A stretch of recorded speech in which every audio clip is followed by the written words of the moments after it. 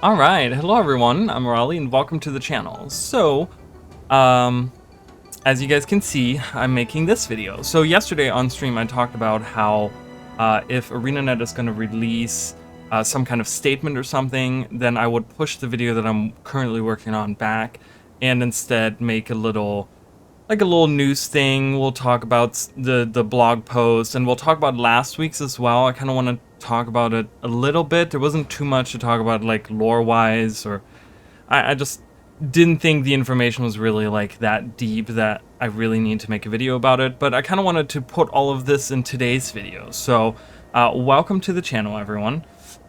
So I want to start out by doing some announcements or by talking about stuff. I talked about it yesterday. So we do have a merch store, guys. If you're interested, that's going to be in the description down below. You can check it out. The only thing I kind of sucks about some of the items is that they take forever to get there. But other than that, because I've been ordering some stuff off of it just to be able to wear it and show you guys, but it's been like taking a long time. So that's the only thing I kind of is iffy about it. The other thing is that, yeah, so the video that I'm kind of pushing back is just because we're doing the dual classing series right now, right? And I just released the warrior, and I know it's not really what I usually do. I usually talk about lore, I usually talk about those types of things, and that really doesn't have too much to do with lore. So I kind of, I'm trying to do like different things with the channel. And speaking of the channel, thank you guys so much for like the support that the channel has seen, and like everyone has been just really like commenting and liking and sharing my content and stuff, which is just incredible to me. So thank you guys so much. But yeah, so I'm still going to be working on the dual classing series. That's something that's going to be ongoing. Those videos usually take me a long time to kind of put together, because I got to look at all like the technical standpoints of every single elite specialization. So it does take me a long while to kind of get through it. But that will continue. But in the interim, I'm gonna have the next video, the video that I'm pushing back right now, is it's a video about the Eternal Battlegrounds and Stonemist Castle. So I kind of wrote a little bit of a story. It started with someone asking me about lore concerning the Eternal Battlegrounds, and then I'm like, there's no lore behind any of it, right? So I kind of came up with this whole story. I wrote out a little story about how I could possibly see it happen, and I'm making that into video now. So that's going to be the next video. I don't know when that's coming out. Of course, every Friday we do have YouTube Shorts coming out as well. Almost every Friday. I try to get them out on a weekly basis. And they're just like 1 to 2 random facts that about the game. So if you guys are interested, make sure to subscribe to the channel, make sure to watch those. There's 20 parts already out there, so there's a lot of random facts already out there.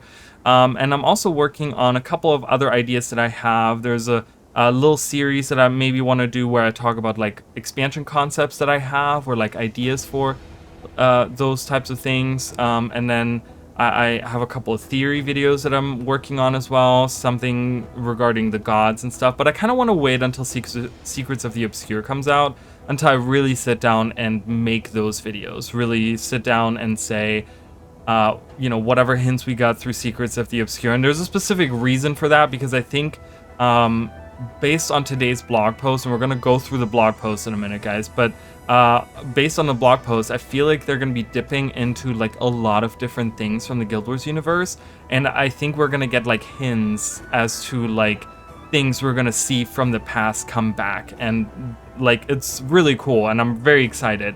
But I kind of want to wait until the next expansion to come out to really go towards this like theorizing on like the future of like other expansions and stuff like that. So that's all coming out.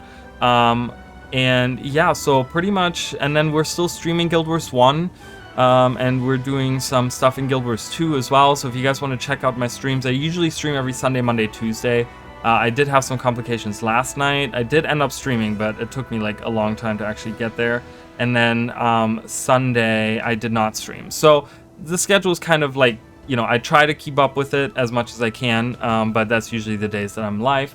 Yeah, and so those are pretty much the videos coming out for the channel if you guys are excited for that. And I'm also kind of collecting if you guys don't know, there's a small series that I have a playlist on my channel, which is about like animal facts and Easter eggs, and I'm actually kind of collecting more facts for another one of those videos. It's kind of, I'm scraping the bottom of the barrel with some of it because I just don't have that many facts, I feel like, about it, that I can put in, that, you know, I'm still collecting. But yeah, so that might come in the future at some point, I'm not sure. But anyway, so I just wanted to kind of start out with you know, telling you guys this, and then I wanted to go into, let's talk a little bit about last week's blog post about the relics.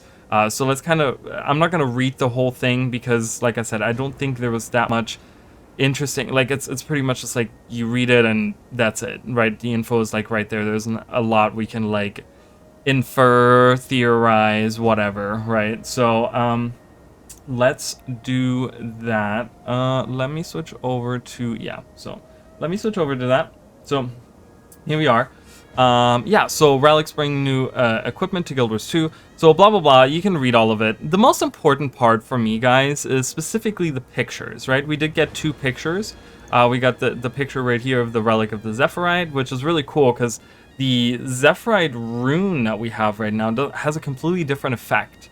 So they completely changed what the effect was of that rune. And then we have the Relic of the Wizard's Tower, okay? Now, I do want to, like, kind of show you guys. So you see the swirly icon, right? The most important part, I think, and I think this picture does a little bit of a better job. I think it's a closer... It feels like it's a bigger picture or something. I don't know. But you can see it more clearly. So the image is what threw me off. A lot of people, I know a lot of people have been, like, looking at like lore connections or like in-universe connections to like what relics could be, and you know, it's weird because I haven't heard anyone talk about it, or I haven't heard anyone like say something pertaining to this thing that I want to talk about, in terms of like specifically the image and the name, right? So we're talking about a relic of something, right? And the image is some kind of gemstone or something that has like an image like engraved in it or something, and it's on like a metal, like a golden some kind of artifact or whatever, right? Whether or not the whole thing is considered the relic or just the gemstone on top, that's kind of the question, I feel like, because if you look at like relics that we have in game, obviously you could say like, oh, the Shining Blade is a relic, right? Well, you know, many things could be considered a relic, but we do have a very specific item that actually, or actually a set of items that actually kind of even looks like that. So I kind of want to point that out. So we go to season 3, actually, guys. So we go here. We go with the relic of Dwayna. Remember in season 3 in Siren's Landing, where we got to go into like the reliquaries or whatever of that. We didn't get to go inside of them, but we like went around, right? And we were able to actually collect the relics of the different gods, right? And we have these relics. Now, when you look at the icon for the relics, and I know this is a very small picture, I couldn't get like a larger picture. I mean, I guess I could have downloaded and zoomed in or whatever, but it looks very similar to what this icon is, right? It's a gemstone with something engraved on it. Here specifically, it's Dwayna's. But if we look at something that like is, you know, maybe red in color or something. So if we look at like, you know, I guess these are better images. These are cracked, where the images themselves are not cracked. So that's very interesting that, you know, this was probably what they used to look like in their prime, and then now they look like this because they're just so old and ancient. But you know, you get the rings from ore and stuff like that, but we never knew what these were, right? They're back pieces that you can get, and we never really get any info as to what these relics are. But I kind of feel like there's some similarities to it, where this is like, I know this is based off of the image that you get from the different runes and stuff, but we're gonna get like, are we gonna get runes of this Wizard's Tower? Probably not. So this is probably an icon that is only going to be used here, right? So it kind of feels like there's a little bit of a weird connection with other relics that are already existing in the game. Does that mean anything? I don't know. Does that mean they're going to repurpose these relics? Probably not. But I just kind of wanted to point that out and show you guys that, and that was pretty much the only thing that I really had for that whole blog post. It wasn't much. I mean, I'm excited for it. Projectile reflecting barrier, like, I'm excited what effects we can possibly see. You know, these crystals, I'm guessing these crystals are probably the same crystals that we see during like Sanctum Sprint. You know, what's the little ones that you collect that kind of float around. It might probably be the same thing here, and I find it interesting with how much they can expand on like interactions in combat and stuff. I'm very excited to see it. I know there was some stuff with legendary runes and relics and stuff that, you know, was some controversy, and, you know, I'm sorry to hear that for all the people involved, but yeah, I don't know. I just kind of wanted to give you guys that little look. So let's get into today's blog post. And like I said, I kind of wanted to mush all of the stuff together because I felt like that was the only thing I wanted to talk about for last week's blog post, and I'm like, that's not really worth a video, right? But yeah, so I want to read this. I did read up until Zoja, and I started with Zoja, and I haven't really finished reading through all of it, but I have a lot of thoughts just based off of the stuff that's going on. So let's get into it. Let's just kind of read it, guys. After the Dragon Cycle. Hi, Indigo here. I'm the narrative lead on Guild Wars 2 Secrets of the Obscure, one member in a team of passionate developers. Before Secrets of the Obscure drops in just a few weeks, which is crazy to think, guys, in just a few weeks, like we have about a month. It's a month minus 3 days, right? So it's like, God, it's right around the corner. I can't believe it, guys. I'd love to walk you through some of the questions we tackle as we starved. I put together started and carving, and somehow it made starved. Started carving a new path for Tyria. Disclaimer, we're going to talk about, so they're, you know, spoilers, blah, blah, blah. After we wrapped on Guild Wars 2 End of Dragons and our 10-year saga of the Dragon Cycle came to an end, we found ourselves at a critical point in the story of Guild Wars 2. There were quite a few directions that we were really interested in pursuing. We've got tons of stories in Tyria left to tell, from mysteries we've hinted at in years past to completely novel ideas. After all, the world is only just finding its footing following the end of the Dragon Cycle, a global affliction that promised certain destruction until Suwon's death in Guild Wars 2 End of Dragons. We had a lot to say, so question was, where do we start? It's really cool, so I kind of want to stop here, and I really want to, like, it's really interesting with how, and I'm interested to see how the narrative team is gonna weave that story, as to, because we talk about, you know, a global affliction. That's what I was looking for. I was like, they're talking about a global affliction, but there was only 3 continents that were affected: mainland Tyria, Elona, and Cantha, right? And Elona only saw 1 dragon, which was Kralkatorrik, and Cantha only saw Suwon. They didn't even see any other dragon, and Suwon was a good dragon, so they weren't really afflicted by anything. Like, yes, they had some Risen, they had some Unchained coming down there, yes, you know, but they didn't have actual dragons right on their continent. Sorry. So it's kind of like weird that they're talking about a global thing, because pretty much all of the dragons were contained to mainland Tyria, right? We had Zaitan and Or, we had Mordramoth in the Maguma jungle, we had Primordus, you know, under the earth, but always like around, you know, Tyria, like not going, I mean, as far as we know, he didn't go anywhere else. Jormak up in the mountains. I mean, Jormak never really popped up anywhere else but in the mountains. 2 instances that we see Jormak, right? So it's just kind of like really interesting to me, you know, and then Kralkatorrik, of course, like moving around or whatever, but it's just kind of interesting that they're talking about a global affliction, because were other places really affected? Were other continents really affected?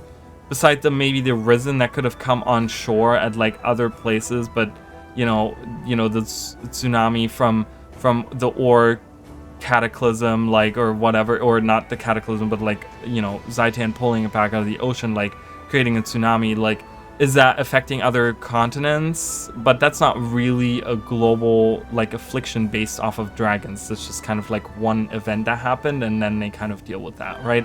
So it's kind of weird, and I'm really curious to see how they're gonna weave that story to kind of fit like a global affliction. Like, are we gonna see, you know, other dragon minions that are like mindlessly wandering the world now in other places. Who knows, right? But anyways, so finding its footing, which, you know, the world is only just finding its footing. Like the world, it's really Tyria. Tyria, the continent of Tyria. I know we're on the planet of Tyria, but the continent of Tyria was the only one that was really heavily affected. Ellona was probably really heavily affected as well.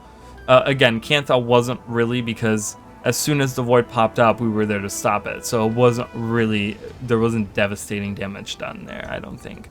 You know, because all the stuff in Yellow Delve was caused by something else. So, nonetheless, so we'll, you know, it's just kind of something that I'm interested to see how they're going to weave once we start spreading out, because they want to tell a lot of different things, right? They want to tell a lot of different stories based off of things in the past and new ideas that they have, which is fantastic. I love it. I love the combination of those two things. We've only explored a small portion of Tyria to date, right?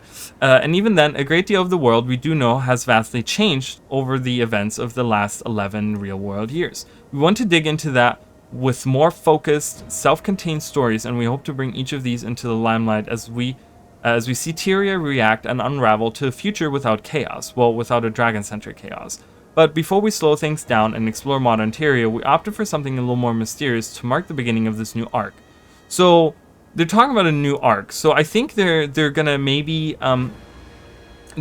do something that I feel like other MMOs and other games kind of do, where over many different stories you have these self-contained stories, but in the long run they tell like this overarching story. Hold on a minute. They tell like an overarching story, right? That's something that I could see them, because talking about a new arc, like I feel like that's probably something that could happen, where, you know, we see, like, we deal with the Cryptus now, and then we deal with another thread, and we deal with another thread, but all along they give us hints as to something larger that's happening, and then like in like 2-3 expansions we deal with like a big baddie that's like world ending, like crisis again or something. I don't know, we'll have to see how they do that. But they want to do self-contained stories, we already know that, right?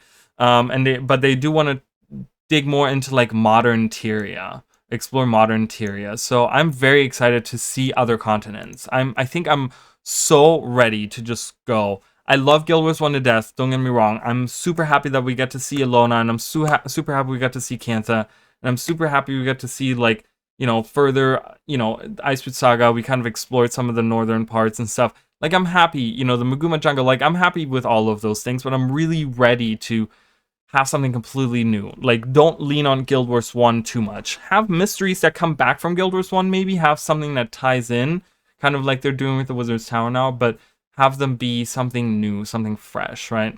So we had a handful of front runners, and the biggest one, I guess, was the Wizard's Tower. So they were like, yeah, let's use it. So you get a cool picture. Again, this is a completely new model. Like, this is supposed to be the Wizard's Tower. These are like the little gates that were out front, these little arches that we saw. You know, but this is like a complete, they changed it completely. I mean, it looks really cool, don't get me wrong, but it's just like, it's so stark to when you look at the Guild Wars 1 versus the old Guild Wars 2, and then now it's like very different how the tower looks. But, you know, it's whatever. You know what I wish for them to do is just update the model completely, even in like core Guild Wars 2 now. Just kind of put the new model. You know what I mean? Just put the new model that any new person that comes into the game now sees that tower, so they don't get used to the other tower at all. Like, that's what I wish for them to do. Anyways, the Wizard's Tower and its creator are some of Tyria's best kept secrets. Dating back to the original Guild Wars, it's taken up residence on the Tyrian horizon since the beginning.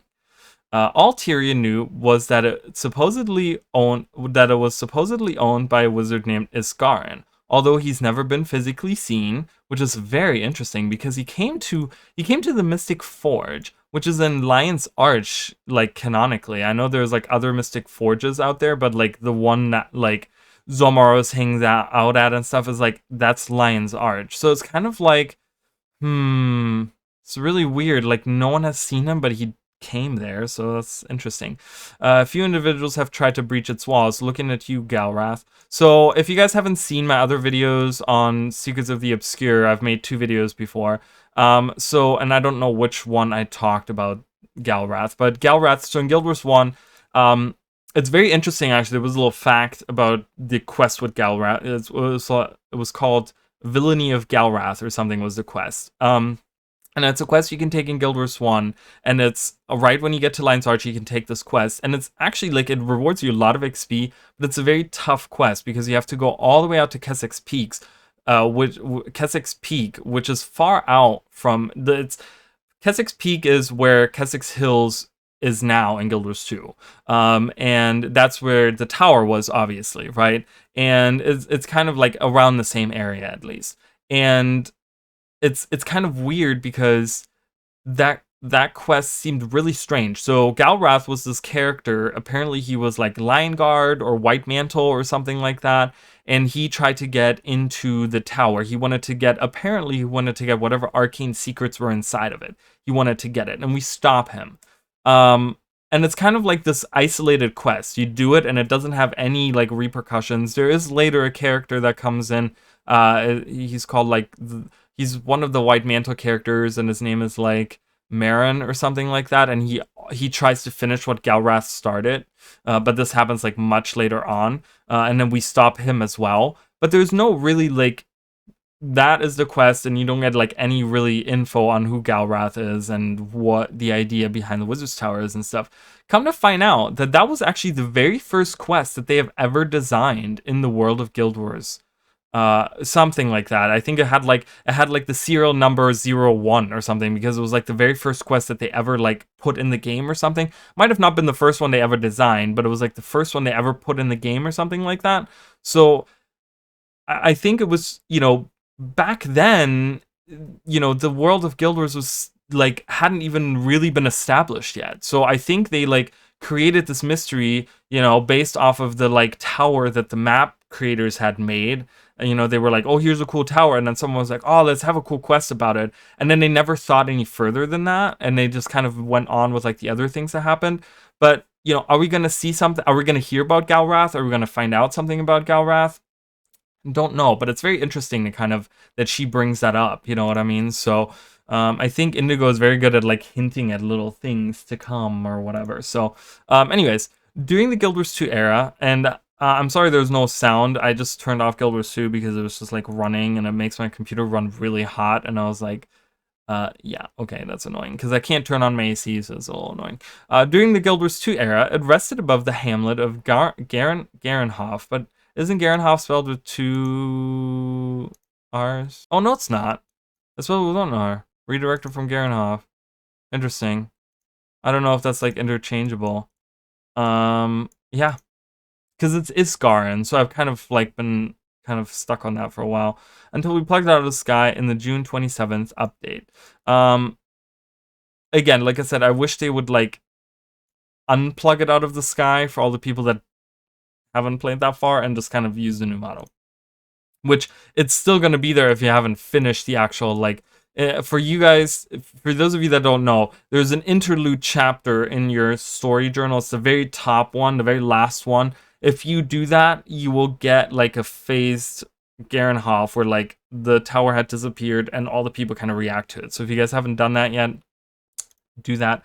Check that out. It's just a small little story step that you get to hang out with Aurene and Kaith and talk to them a little bit, and then you can go back to Garenhof and see that. Aside from a couple of teasers over the years, we've shielded the truth about Isgaren and his mysterious tower until now. The Wizard's Tower provided the perfect canvas to tell a very different story, one that spans thousands of years. Focusing on Isgaren, the Wizard's Tower, and the Astral Ward allowed us to dive into some of the deepest crevices of our lore. We're talking ancient beings, and I'll talk about it in a second, whispers of long ago wars, and buried secrets. We'll be fighting an entirely new enemy faction only subtly teased in content in the past. So this is super cool right here. There's a lot to unpack in just like this one little, like, it's one sentence. No, it's 2 sentences that she wrote there.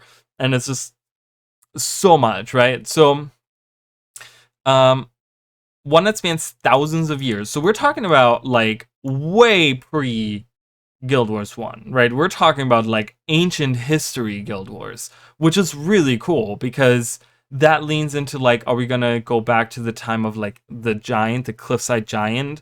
Are we gonna go back to the time of like early Tyria with the Giganticus Lipicus? Are we gonna go back to a time of like when the gods roamed the earth? Roamed the earth. Are we gonna go back to a time where, like ancient ore, like things like that, right? If you're talking about a story that spans thousands of years, and if we see snippets of that, are we gonna see things like that? Are we gonna see interesting things? Because ore was always such a mystery, right? Because the gods were there, and I feel like it was always like magically inclined, like there's always like this magic. Um, Surrounding ore, right? It just felt like there was a lot of like magical stuff that was going on, which is very cool. So we talk about Isgaran, Wizard's Tower, Astral Ward, meaning that we're gonna, they're gonna utilize those things to kind of the deepest crevices of our lore, which is fantastic. We're talking about ancient beings. So ancient beings, I keep on seeing people, and I'm not obviously we haven't gotten confirmation on this, but I keep seeing people talking about how the concept art, where we see Zoja and the rift, and I guess the commander or whoever is in front of that closing that rift or whatever, and the other floating character is a Jinn. But I really think with ancient beings, we're talking about ancient beings, I think we're going to leave the Jinns, like the Jinn are not going to appear in this, I don't think. To me, they're weaving this to be the seers. I think they're really trying to create this like, because we're talking about ancient beings and whispers of long ago wars. So we're not talking about one war. We're talking about multiple wars. Well, who do we know was at war way back in the day? Well, the Seers. The Seers were at war with the Mersat, right? So if we're talking about, let's say, we're talking about the Astral Ward, right? Well, the Astral Ward, I guess, must have been at war. Whispers of long ago wars. Maybe they've been at war with the Cryptus for a long time. But that's just like one war, right? Like, we're talking about multiple wars. So it wouldn't be, we're talking about ancient beings and multiple wars. We could be talking about the Seers and their ancient war against the Mersat. Maybe there was some influence coming from, the Mists there as well. Or maybe there was some kind of greater scheme that was happening. Maybe there was some kind of driving force behind the Mersat. We really don't know what the driving force was of the Mersat. Like, all the leadership of the Mersat, we kind of just killed them off, and the only one we kind of talk to is Lazarus, right? And Lazarus doesn't give us anything. Lazarus is literally just like, oh, I'm one of the Mersat, and like, I'm here to kill you all, and blah, blah, blah, whatever, right? But he doesn't give us any, we've never gotten like a real deep look into like the motivation of the Mersat. What brings them to Kryta and Guild Wars 1 to like wanting to take over Kryta?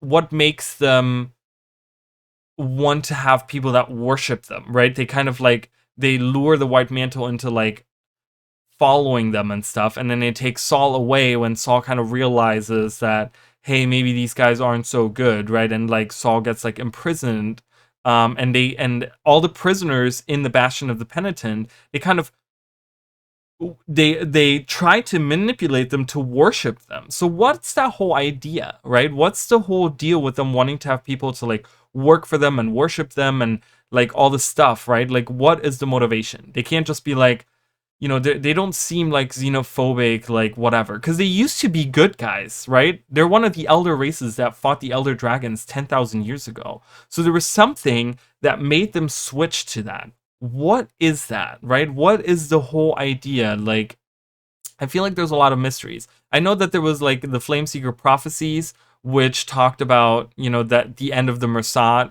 right? Based off like the Titans are gonna eliminate the Mersat, and that's why they took over like the Door of Kamali and the with the blood, where the Bloodstone was, and in Abaddon's Mouth or whatever the volcano was called in the Fire Island chain. Like, there was all that stuff going on. But even after the Flameseeker prophecies had finished, right? Even after Glyn's prophecies had come, into realization, they still were around in Kryta and were trying to take over Kryta. Like, they didn't back up at that point. They didn't say like, oh, the Flameseeker prophecies is over, like, we're gonna leave.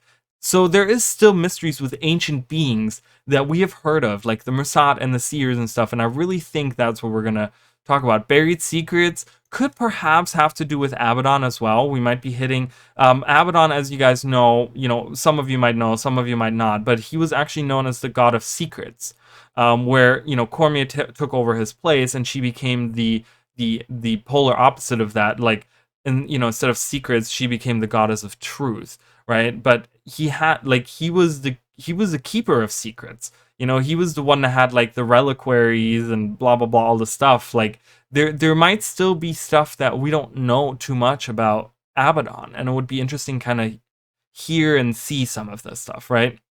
And then we're talking about a new enemy faction, only subtly teased in content in the past.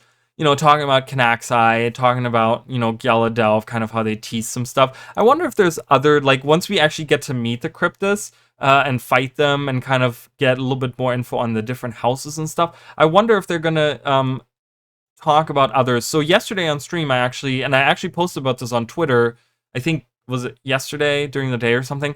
But a lot of people had talked about Deimos being the creature in front, or whatever Deimos was, or a demon like Deimos in front of that rift that we see in the trailer for Secrets of the Obscure, right? But then recently I've been looking at like all the Mersat lore and all the White Mantle stuff and whatever, and of course I came across Samurag, who was the warden of the prison that is the Bastion of the Penitent, right? So it's kind of like, what is Samurag? We don't know Samurag's race. We don't know where he came from.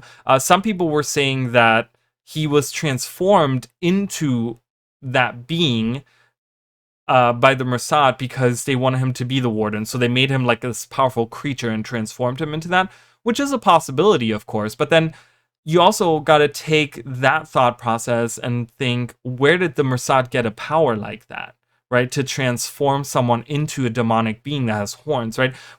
I talked a lot yesterday about like horned demons and stuff, right? In the trailer, we see the horns, and all the demons we have seen so far all have, like, in Guild Wars 2 at least, all have horns, right? The Canaxi had horns, Deimos has horns, Samurag has horns, and I know that Deimos is supposed to be like the guild, and all the negative like emotions and stuff come to like, as a physical being, like all the regrets and all that stuff that Sol D'Alessio had, right? But it's also said that the Bastion of the Penitent is very close to the Mists. So could it have been that his evil thoughts kind of manifested this demon, right? And maybe transformed the demon, because I talked about the hand and arm motif, and people were like saying like, oh, well, the hands and arms that Deimos has on his, on his shoulders and stuff are the white, like, are supposed to represent the White Mantle, the White Mantle that kind of were killed in, because of like Sol D'Alessio or his victims or whatever it was, right? Had something to do with Sol, because Deimos was supposed to represent the guild and regret and, of Sol D'Alessio. But, if the Bastion of the Penitent is closer to the Mist, it has like a, the veil there is very thin between the two worlds. Could it be that perhaps he tapped into some demonic force from the world of the Cryptus, from the demon realm of the Cryptus, and kind of created this being? Or maybe it was, maybe Deimos was a demon that came into that realm and then took in that guild and regret, because we know that Canaxi as a demon fed on those dark emotions, right, of the people, of the Luxan people in the Jade Sea. So would it be too far-fetched to think that Deimos did the same thing and it ended up transforming him, giving him these arms? Like, the arms slowly grew out as he fed more of the guild and regret that Sol D'Alessio had, right? I think there's like, there's like a real connection between what Canaxi did versus what Deimos did, right? They just kind of appeared in these random areas, and they seem to feed on negative emotions of the people, right? And kind of there seems to be like some similarities. So I'm not like, I'm very convinced now that Deimos could perhaps be part of that faction in some shape or form. I really think so, and I think they're gonna kind of, again, I think if you put all the pieces together, they do build like a very compelling case, I think. So But anyways, so let's move on. It's a story that lit a flame under the development team too. Over the years, almost every team wanted to utilize the Wizard's Tower. So it's really because the Wizard's Tower has been a joke for ArenaNet for a long time, where on a lot of streams you can see them and they talk about like, oh, we can't talk about the Wizard's Tower, ha ha ha ha, and they laugh about it, and everyone's like, okay, you guys are talking about like an inside joke or something, and we don't know what that means, right? Everyone is hinting at, raids, fractal, whatever, right? And it seems like they had the same idea. And it looks like they were shot down. It looks like the raid team wanted to use it and they were shot down. Looked like the fractal team wanted to use it and they were shot down. Because apparently no single idea landed where we wanted it to take it. Where we wanted to take it, like the tower and its story and stuff. So given the Wizard's Tower and entire expansion felt like the best way, which I think it is. Honestly, really giving the Wizard's Tower that, like, boom, it's its own expansion for the Wizard's Tower is fantastic, because it's just been such a long mystery that people have been thinking about for a long time, right? With the Dragon story bookmarked at Oreen's temporary departure, the team was eager to let off some steam and work on something a little wild. The Wizard's Tower was just as exciting to use as it has been for the community to speculate about all these years, obviously. Like, we've been loving it. When we managed to wiggle it into just about every pitch we had for the 4th expansion, we knew we had our topic. That's really cool. So this is going to be really good stuff right here. Let's read through it. Given that Guild Wars 2 Secrets of the Obscure is going to be something of a fresh start for us as a narrative, which, again, this is something that I talked about. A lot of people have been kind of like wary with End of Dragons and Giala Delve and like all these things, but I will say, like, it's a new team, guys, at ArenaNet. Like, it's all new people that have only been working there, like, most of the people. Like, Matthew Medina and Inigo have been there for a long time, but there's other people, like, a majority of the people are, like, pretty new to the team of Guild Wars, right, and ArenaNet. I'm sorry, guys. And, so, I think that, like, everything is new, right? Everything is fresh. The story that we've been building over for the last 10 years, guys, the dragon story that we've been talking about for the last 10 years has come to an end. We have a new team of people, and we have visited pretty much all of the places that we've been to in Guild Wars 1. So it's on every level, lore-wise and like story-wise and character-wise and like all this stuff. It's new, right? It's like a new team, a new whatever, right? Everything is at like a 0 right now, where it's like we're at a clean slate right now. Yes, Giala Delve was kind of supposed to be a hint, but it was also supposed to finish off End of Dragons, which was still part of the Dragon story. And I think there was stuff that they kind of scrapped. There were ideas for like a season 6 of the Living World, and they kind of scrapped that. And I think that's kind of where Giala Delve kind of became this weird, like, whatever. It's kind of like mushed together, and it just kind of didn't turn out very well. But I think I like to be positive about this. Not everything in life, but I'm more of a realist. But I'm trying to be positive. I'm trying to be optimistic about what's to come. And I think right now we're at a clean slate. We're at a 0 story-wise. We're diving into something completely new. We're going to areas we have not seen before. We're talking about characters we haven't talked about in a long time. And even apparently our usual comrades won't be part of the team either. So we're not bogged down by like Marjorie and Casimir's relationship already happening, or Krisha's and Ridlock's relationship, or Logan's and Ridlock's relationship, right? I'm just saying, like, we're not bogged down by like these old things that have been going on for a long time. We're getting all new, fresh stuff. And ArenaNet, I think, is really taking this, like, we want a fresh start. We want a new everything. Even down to the naming convention of the expansion, it's new, right? Because it's not one thing of something. It's, Secrets of the Obscure, right? It's not Secrets of Obscurity. Like, they could have done that, right? But no, it's literally like something completely fresh. So I want kind of people, like, that's the kind of thing that's the message I kind of want people to understand here, is like, we're starting with fresh, new ideas, new things. And I'm hoping that that's going to be something that's very enticing to people. Anyways, I worked with Matthew Medina, who has been at ArenaNet, I think, for a long time. I think he's been there since like Guild Wars 1 even, or something, like a long time. The expansion's narrative design lead, which I love, is fantastic, right? To send the commander on a journey absent their usual comrades. We thought that this would make the story as exciting and bewildering to the commander as a character as it would be for the player. At the top of the story, a mission goes awry, and we're pulled into unexplored territory, physically and intellectually. By isolating commander from their support group, and thus their typical problem-solving catalyst, so talking about Taimi, right? Talking about, like, Goric and Taimi always being like the ones to solve all the issues, like, oh yeah, we have the answer right here in the lab, oh, you just got to do this, boom, done, all right, we figured it out, right? They're kind of talking about, like, that is not part of the team anymore. They're not there. They're off doing their own thing, which is fantastic. They're still alive, they're not dead, but they're out of the story, which is great, because I love that, because I don't want them to randomly kill off characters with no fanfare and just kind of have, like, wow, we kind of had to get rid of this character. It's like, but you don't have to kill them to do that, right? And they kind of do that now. They kind of have the whole team of Dragon's Watch, which, you know, was created to defeat the dragons, right? And it kind of had them split off into their own, like, you know, own little stories, own little things, you know, and that, whatever. We're able to completely immerse a player character in the starker, more mystical facet of Tyria, which is great. I really love that they're leaning on more mystical stuff.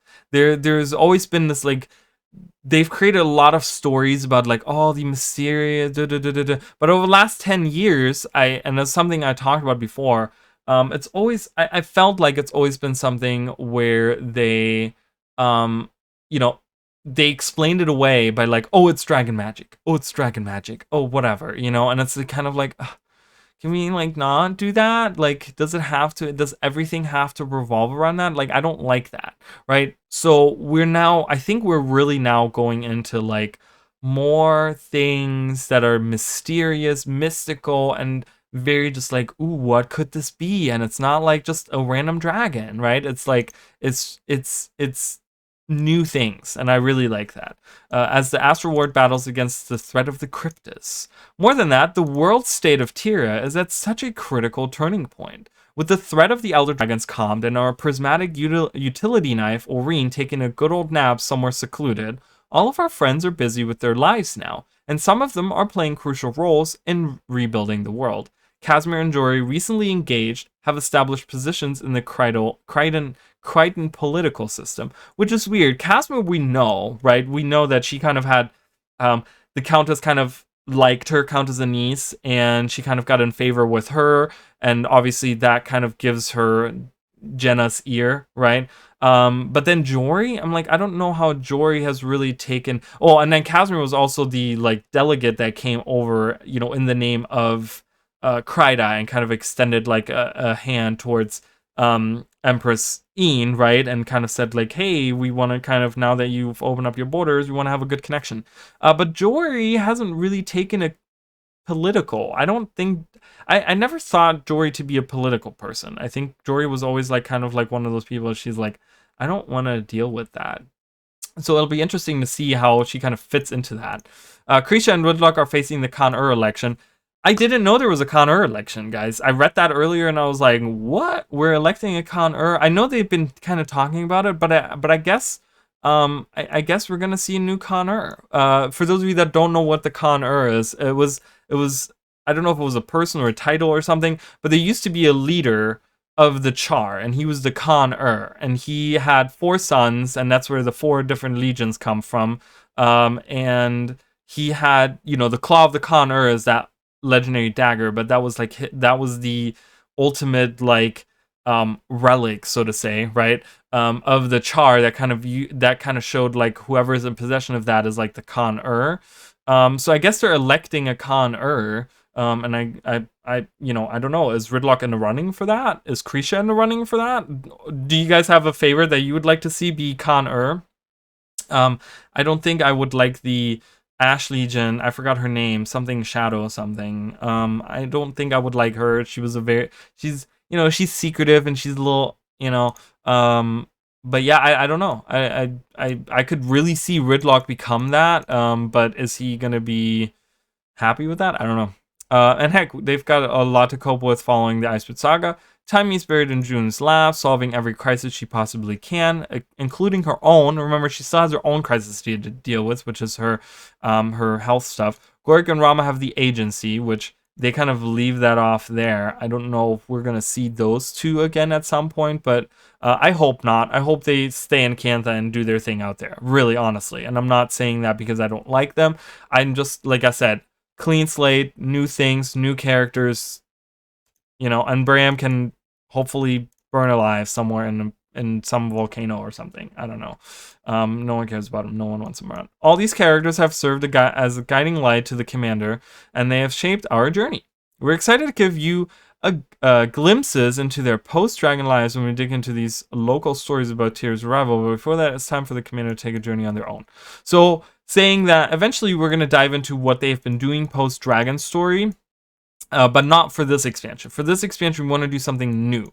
But there is an exception. And this is when I literally earlier, guys, I was reading this article and I saw just the name Zoja, and I was like, I'm gonna have to make a video about this. So Zoja is a character that has been mysteriously AWOL since the events of Guild Wars 2 Heart of Thorns, where she endured some pretty awful injuries after being trapped inside of that blighting pod. While I don't want to spoil her journey, I can say that it was an emotional one. We have years of lost ground to cover, and our favorite Golemancer has been doing some serious soul-searching, like the commander will have in Guild Wars 2 Secrets of the Obscures. Zoja needed a journey of her own. So we're gonna hear. I'll keep that story under my hat for now. Getting to explore the depths of Zoja's self-discovery was a delight. In the middle of our fight against the Cryptas, we're going to have some incredibly tender and vulnerable moments with our Asuryan ally.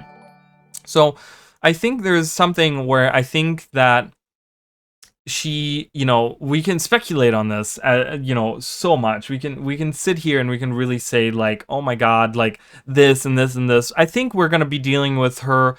She got a lot of injuries, and I think that with her like kind of recovering and figuring out like Traherna's dead, and like Air's dead, and she blamed Air for a long time, right? And she like didn't like Air for a long time and stuff. I think there was like a lot of like emotional damage that came after that fact, and she kind of secluded herself. But we've seen she's part of the Secrets of the Obscure story, and we've seen that she's probably hanging out with the Astral Ward because she's wearing that Astral Ward outfit. She's not wearing her regular clothing that she had, which was the T3 racial outfit for the light armor. She's still wearing her goggles, but she's not wearing the she's wearing the astral outfit, or whatever it's called, the astral sorcerer outfit, or whatever it's called. So meaning that she probably is part of the Astral Ward in some shape or form. So maybe they were the ones that healed her after, like physically healed her, but then she probably has been dealing with a lot of like maybe the whole time she was recuperating while we were fighting the dragons, and maybe that like she's like, oh my God, like maybe there's a lot of regret that she has by not being there with us, right? And now she wants to kind of, now that we're helping somehow we're gonna get involved with the Astral Ward and the threat of the Cryptas, maybe she's gonna take that opportunity to be like, you know what, I want to be there for you this time. This time I can, because I know all the stuff and I'm gonna be here for you, and there might be some tender and vulnerable moments, guys. I'm excited for it. As long as we're not dating anyone, I'm okay. All right. The Cryptas are one of the meteor enemies we fought to date. I have not read this, guys. I don't know what this is, meteor. Yeah, they look really fleshy and gross. It's very disgusting. Okay, it's very gross. If you guys want to see something in Guild Wars 2, you can probably find videos of it. I will be streaming that at some point as well. I don't know if I'm going to be able to do it before the Secrets of the Obscure comes out. But the idea is that the Realm of Torment, specifically the Heart of Torment, I think is what it was called. The Heart of the Realm of Torment or whatever, where you find Raza. There's a lot of like fleshy stuff too. Like the Realm of Torment had like a lot of weird fleshy stuff too, where there's like these like teeth, rows of teeth and stuff. It's really disgusting.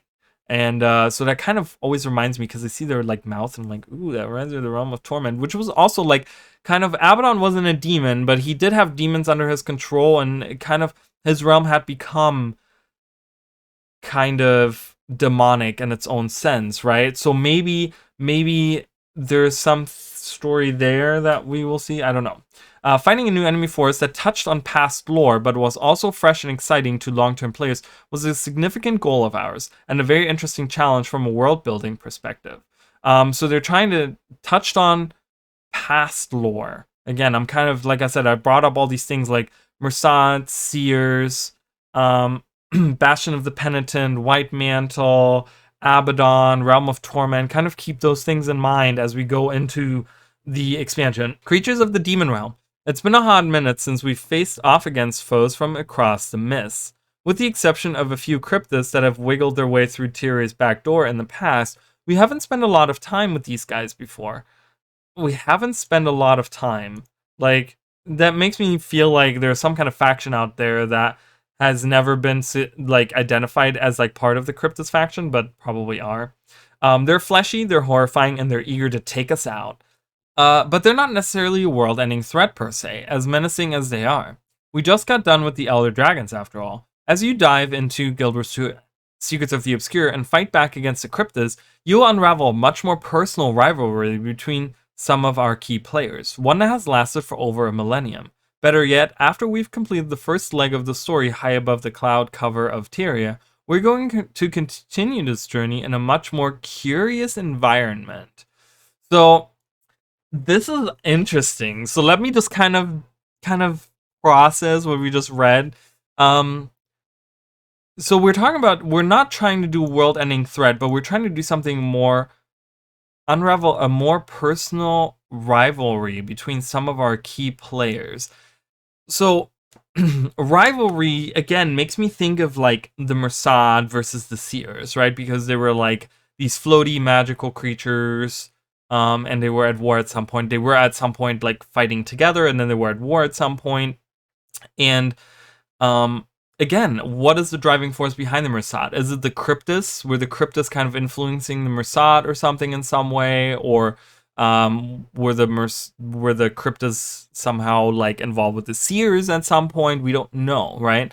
But one that has lasted over a millennium, so that's a long, long time. And again, we're talking about ancient races here. We're talking about, like, I'm trying to go back into, like, way before, right? We had, what about the Forgotten, right? The Forgotten is something I haven't talked about. They were snake creatures, close to, like, what the Naga look like. Or not the Naga, but the Kraid look like. Because the Naga look more colorful in Guild Wars 2, and they have a lot more of these, like, bigger fins and stuff. The Forgotten didn't really have that, but there were also these ancient, like, they were involved with Galind, right? They were involved with, like, the creation of Tarir and the scions of Galind, and they were in the desert, and they were there before before even the gods came. They were in the Crystal Desert and the Crystal Sea, right? And like all these things. So there might be, like, we're really talking about ancient races. So think about all the ancient races: the Jotun, the dwarves, the Forgotten, the Mersad, and the Seers. Like, keep those in mind, because we're talking about like those older races. So and then they talk about how we're gonna be in a curious environment. That makes me think we're gonna go to like some place. It's probably, I'm thinking they're probably saying here that we're gonna go into the Demon Realm or something. Maybe the third map. I think they're going to talk about, so like, first leg of the story high above the cloud cover, we're going to continue this journey in a much more curious environment. So I think, because we're getting a third map, right? And we know that map 1 and 2 both take place above Tyria on the island chain and stuff up there. But like, I think we've talked about the portal, right? Remember how the portal and the symbols above the portal that we saw in the tower, right? We saw that in the trailer, the little symbols. How I kind of talked about, they seem to be like locations, and there was actually, so there was like stuff where I was wrong, and there was some stuff that was like miscommunicated, I feel like. So I looked at because someone said that the symbols are what we used on the map of the All. So I look on the map of the All, and it wasn't the map of the All. It was, I think they were referring to the map of the Mists, which are two different things, mind you guys. They're two different things. So the map of the All is just kind of like seeing the spheres of influences that each of the dragons had, the 6 influences around Tyria, right? But then the map of the Mist is actually like this little, like, it looks like a celestial map, and you guys can we can probably look it up. Right here, this is what I'm talking about. So, people were kind of like looking at some of these symbols, and I think this was one of the symbols. This is one of the symbols. Like, some of these seem to appear above the door, or at least these are very not what's written here. There's something you can translate this. I forgot what this says. This is clearly of. I don't know what this says, but it just says something like really random. But yeah, so we have this like again, guys. And oh, there's another symbol right here that looks like one of the ones above the door. So these symbols look very similar to what's above the door, right? So one thing that I want to do, and this is perfect that we kind of do this at the end of this, because we'll go back to that in a minute. Let's kind of finish this here, and then we'll talk about this map in a minute, okay? To kind of finish off, we'll set pace as Tyria looks to the future. There are whole facets of the world that we've yet to explore, much like the Wizard's Tower and the fractured archipelago. We'll be sending to in just a few weeks. Beyond that has a healing to do. The Sylvari need to recover from the events of Heart of Thorn. The Char and Norn are on the mend following the Iceward Saga. Cantha has been revealed to the world. Heck, the Pact needs a new purpose, and we're about to meet the Astral Ward. Tyria is at a turning point. So they're kind of talking about, can Tyria heal? So we're kind of, I think what they're hinting at here is that they have ideas for like making a Sylvari, maybe a Sylvari focused mini expansion, doing a Char and Norn, or maybe having a Char specific one and then a Norn specific one, because stop combining the two. That was horrible in Iceward Saga. And then Cantha, they've hinted at like Princess Empress Ian coming to Divinity's Reach, and they haven't really. They've said this multiple times and it never came to pass. So that might be something we'll talk about as well. So I think they're hinting at like the stories that they have planned for other mini expansions right now. So that's kind of, blue, whatever. We're excited to open a new door. And from one player who spent thousands of Cosmic Journey, guys. So let's talk about this. So first of all, who created this map? So this map was Lord Audren. Okay, Lord Audren. I talked about him in one of my earlier videos about Secrets of the Obscure. He was this magical, arcane magician guy that learned how to open rifts into the mists. And he opened all these portals into the mist by sacrificing all these people. And he went through he was able to travel through the mist, even to the center of the mist, so where the rift lies. And he eventually got killed by the spirits of the people that he sacrificed. They eventually came for him and they killed him or whatever. And that was pretty much it.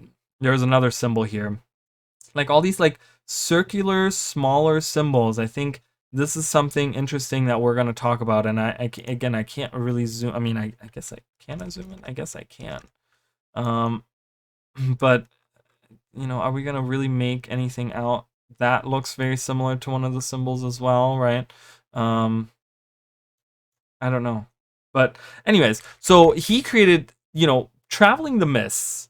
He created this map. Okay, he created this map. This is what this is what the mists look like. Okay, but there's also this interesting theory that has been kind of going around for a long time where people talk about the night sky and space being the mists, okay? And there's a lot of weird, interesting connections that we have between all of these things. So I've talked about before about there was a did you know that I made a short about the 2 stars that appeared in the night sky, right? There was 2 stars new in Tyria. If you guys haven't seen that video, it is up on my channel. It's a short 1-minute video. You can watch it real quick, but there's 2 new stars in the sky. One is like a regular like yellow looking one, and one is like a red one. And they appeared after we defeated Mordramoth and Zaitan. So people were kind of thinking, oh, maybe the stars have something to do with the dragons, or the dragons have something to do with the stars. Because a lot of hints early on in Guild Wars 2's like story were always about the night sky, and there was quotes about like dragons not being stars in the sky that can be counted, and like there was a lot of like analogies always using the night sky and the stars specifically. So there was like weird connections there. And then we also know that the Jotun have been they were these they were stargazers, right? They created all these like intricate like sculptures of stones and stuff that had like these star charts on them and stuff, and they had like telescopes, and they looked into, and there's actually in the Ara explorable mode. And again, you can probably look this up on YouTube. I don't have a video on it, but you can actually find it on the wiki as well. There's like really interesting stuff, guys, with because the explorable path for the Ara dungeon is all about the ancient races, right? And there's a lot of like really interesting stuff, and I'm trying to find the explorable. There we go. Jesus. See, so because we have different paths, all each talking about different things. So we have looking into the Jotun, right? And I'm like I said, I'm gonna look into that a little bit as well in a minute. Then we have the Mersad, we have the Forgotten, we have the Seers. And then I think there was thoughts, there was plans, thoughts, whatever, ideas to make a fifth one for the dwarves, because that would make all 5 of the ancient races, the elder races as they're called. But I guess that was scrapped probably for time reasons or whatever. But the Forgotten talks all about like Glint and how Glint was freed off of Kralkatorrik's influence and stuff. So I don't think that's going to become very important at all. The Mersad here, the Inquest is trying to find an artifact that helps the Mersad actually phase out of existence, kind of like phase into this other reality and stuff. And that's how they hid from the Elder Dragons. So the Inquest is kind of looking for that. And then we have the Seers, which deal with the Bloodstone exclusively, because mind you, the Seers were the ones that created the Bloodstone, and they kind of use that. They wanted to use that because of the Elder Dragons, kind of to, instead of having the Elder Dragons get all the magic, they wanted to kind of, I think, absorb all the magic into the Bloodstone and stuff. But there's like Randall Grayston, again, I kind of talked about him. He disappears into the mist looking for the gods. Like the whole time he is searching about the Bloodstone, which the gods shattered here in Ara, right? And he deals with the Seers, and he's like just talking about the Seers, but then all of a sudden he goes into like the mist to look for the gods, and it's very strange. Like, are we gonna see him again? Because we're gonna go into the mist, right? And we're talking about the mist, right? And we know the gods can traverse the mist, right? And we know that like Balthazar was locked in the mist, right? And there's like all these things, and like Rytlock was in the mist, right? So there's like all these interesting things. But then the Jotun are they have a telescope, an ancient Jotun telescope, that they use to watch the stars and learn about the life cycles of the Elder Dragons. So why would they use a telescope to learn about the life cycles of the Elder Dragons? Well, because maybe there is some kind of interesting thing about the stargazing, right? And something about the stars. All right, sorry guys, I had to make a quick little skip there, but so I found the image there. But yeah, so this is I had to look up the cinematic, and then I took a couple pictures because I'm not gonna have the cinematic play, But anyways, so if you guys are interested, you can probably find it online. Like I said, it's the Explorable Path 1 in Ara that talks about the Jotun and the Stargazers and all that. And yeah, so you look through the telescope and you look into the night sky, and you can kind of see like these shooting stars go by, so you know you're looking into space, right? And you see this like star, and then and then you kind of focus on that star, and then all of a sudden this like purple comes and kind of devours the star and then disappears, and it's gone. The star is gone.